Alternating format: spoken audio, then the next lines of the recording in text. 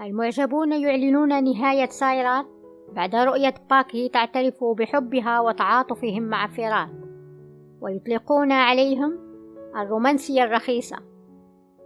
مسلسل حبيبتي من تكون أصبح هذه الأيام يتصدر مواقع التواصل الاجتماعي بسبب قصته المتميزة، حيث يدور المسار الحالي للمسلسل حول ذهاب باك هي وفيرات لقضاء شهر العسل، بينما تشعر ساي بالإحباط بعد سماعها عن شهر العسل، لكنها تتحكم في عواطفها وتبقى قوية.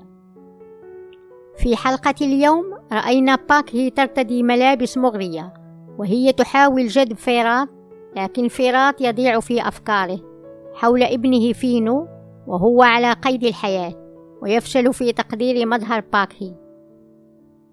لكن باك هي تستجوبه لعدم إعجابه بمظهرها وهي تسأله كيف تبدو، ثم تعترف باك هي بحبها له وهي تقترب منه.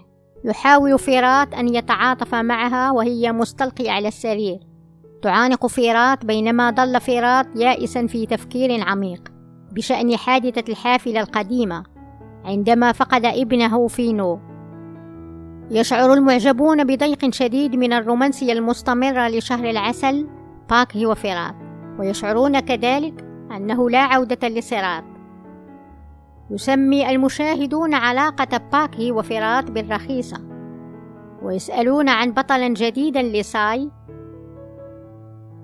لأن سيرات قد انتهى بالنسبة لهم. انتهى الفيديو، اشتركوا في القناة وفعلوا الجرس لتتوصلوا بجديد الأخبار والمعلومات عن المسلسلات الهندية ونجومها، واعملوا لايك للفيديو وكلمة شكر منكم تكفيني.